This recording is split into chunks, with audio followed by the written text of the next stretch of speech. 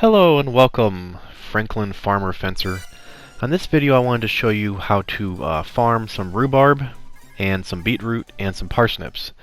And in addition to that you might get some weapons as well, so we'll see how that goes. But I'm talking about the DLC pack, Mission 1 pack here for this farming. Of course it is the best because of just how high level you receive from these missions. So really if you just take any mission in the DLC you're going to get better weapon drops for high level weapons at least than in the campaign. But there's a few missions that I have found to be the most useful. So I would say the most useful mission to start would be mission 11 if you're able to have the correct weapons to use in this mission as well as the right classes.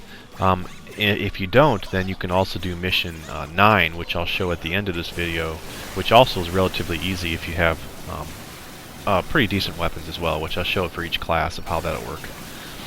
So for this mission, mission 11, you're underground and there's a bunch of entrances into this pit in different areas. So it's really not too bad as long as you know where you need to stand, where you need to stay to do this. Once again, Wing Diver actually is the best class to do this mission because of her weapons, at least in my opinion.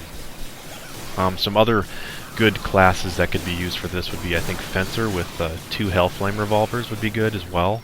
But if you do go Fencer with those revolvers, you will probably need another class to back you up in a couple places in this mission. But I think he would be probably the fastest and the strongest, honestly.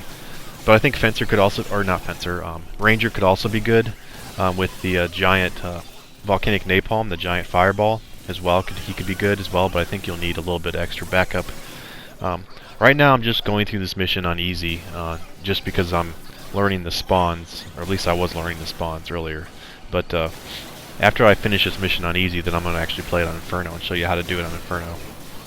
But the weapons I'm taking is, I have the new DLC, it's called the Spark Whip, I think it is, where it's like a V-pattern whip. The only reason I'm using that is because it seems to be the best weapon for just constant stun lock for the enemies. Obviously the shotgun is better, but just for energy reasons, when you get low on the shotgun, it's nice to have a weapon that has a magazine so you can get your energy back up and then switch back to the shotgun, because ultimately shotgun is probably the best way to do it. But there's a lot of items on this mission that drop, as you can see, but you want to kind of funnel them to one area, which, like I said, I'm going to show here after I finish this mission here on easy. You're gonna want to funnel them all to one area and then make sure to collect in between the waves so you actually have so you can have the maximum number of items drop on the mission, because there is an item limit as well in this game, to where once you have so many enemies die and items are on the ground, no more will drop. So now I'm going to switch to Inferno and do the same thing, but this time what you want to do right at the start on Inferno is you're going to want to go straight ahead and kill these spiders, which is pretty easy with the shotgun. I do destroy them pretty fast, but they actually do hurt. As you can see, they get their shots off pretty quickly and they can actually hurt you. So then head to the behind you and take out these rolly balls that come out. And then once you get this part done, I'm going to collect some of the items as well. There's going to be some silver spiders that spawn down below, and there's going to be some regular spiders that spawn up top here. So I'm just going to kill these regular spiders up top here, and this is where I'm going to stay the rest of the mission. So I'm going to go ahead and collect some items here and just get ready for the waves to come after me. So now here is where the NPCs are going to distract for a little bit, but then once they die, then they'll all come up funneling up here. So the only dangerous part of being up in this area, there's danger in every tunnel, but this just seems to be the safest tunnel to stay in, because there's only one wave of ants that come behind you, and they're normal ants compared to the gold ants that come in the other tunnels. So this is the place I found to be the safest. So I'm just going to do is I'm going to use my shotgun the entire time as much as I can, and then when I get low on energy, I'm going to switch to my Spark Whip and just get my energy back up so I can go back to the shotgun, because the shotgun is definitely the strongest way to go here to kill them fast. So that's where I think Fencer could be good as well with the Hellflames, because I don't think anything would get through, honestly, with the Hellflame, because you can even stand around the edge on the left side and kind of aim and hit the wall, and it'll like arc around the corner, so you probably shouldn't get hit at all. But do need help when the ant wave comes out. So maybe you could switch to 2 hammers and kill the ants really quickly, but it is a little bit dangerous, so I don't know how well that would work, honestly. But obviously a ranger's, giant fireball would also work here really well. So this is the wave you have to be careful. So there's going to be a bunch of ants that spawn back here. But with the spark whip it's not too bad because you just stun lock them all. And then I'm ready for when the other enemies come to me. So the thing is, with Fencer you would have to switch and kill those ants really quickly and then be ready with the Hellflame for when the golds come at you down this hallway here. So you do have to be kind of quick about it, but ultimately I would say 2 classes is probably the best anyway, because you probably want to do this offline if you can with split screen. Like if you have 2 controllers, just take 2 classes. So take the Wing Diver as your main damage dealer and then your second class for the weapons that you want for a different class, But there are actually cosmonauts out there as well, but they're pretty slow, so you can kill them relatively quickly. As you can see, I'm going to be switching to my shotgun, and then when it gets a little bit less enemies coming at me, I'll switch to my plasma spark whip, and then I'll switch back to my shotgun when I need to do some high damage really quickly. But yeah, the shotguns are really, really good.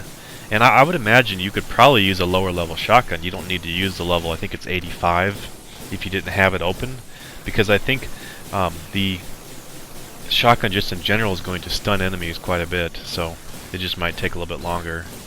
But it may actually allow you to use energy, forever, because you don't have to worry about getting low on energy, because of the shotgun might be less energy than this one.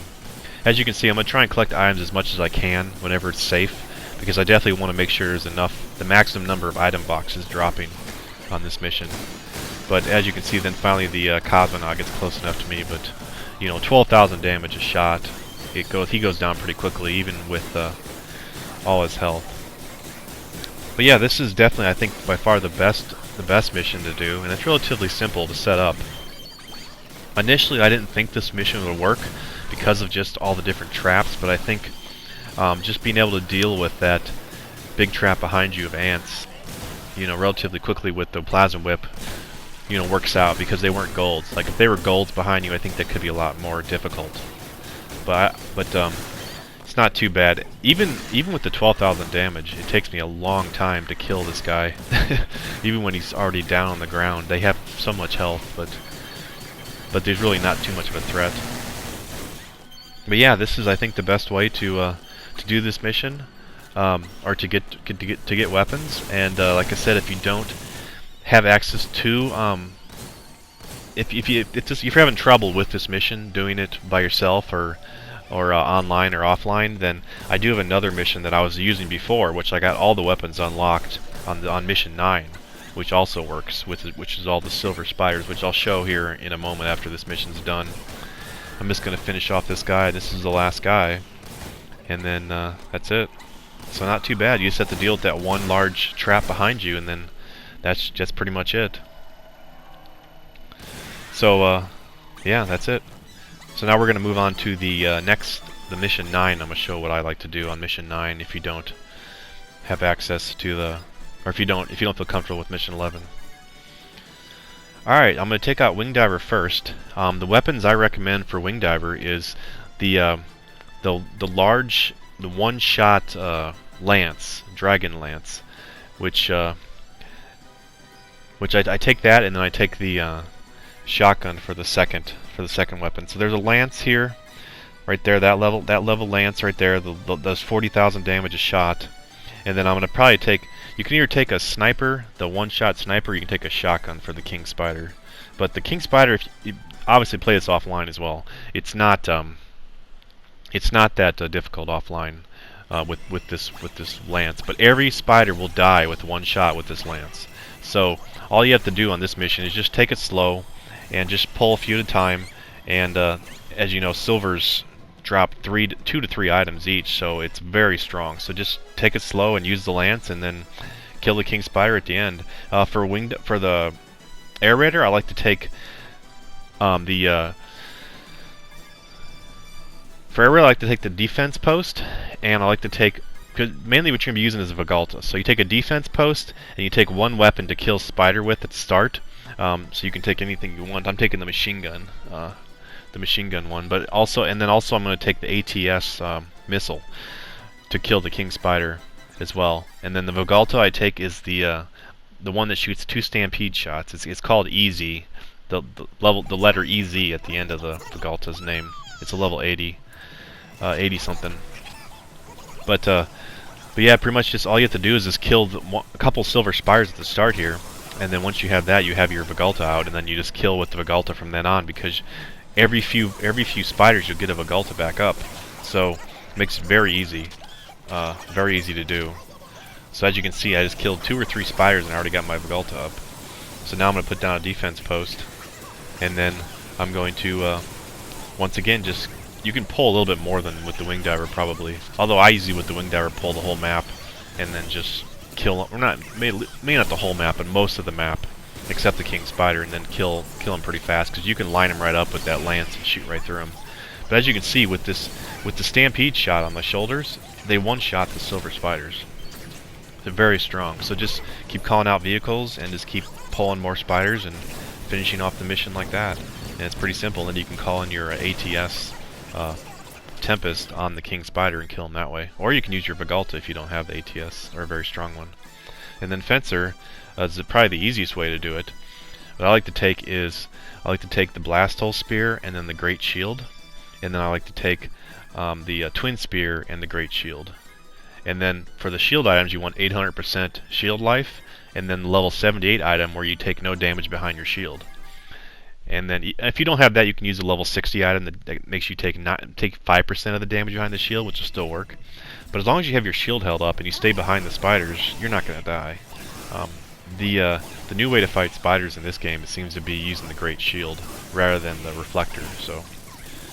So yeah, that's the 2 ways I found the most easiest way to farm weapons, high-level weapons, and that includes off the campaign weapons too, because you get those dropped in this as well. So very easy to level up quickly. So yeah, mission 11 and mission 9. So once again, thanks for watching, and I hope this helps out, and I hope to see you on the next video.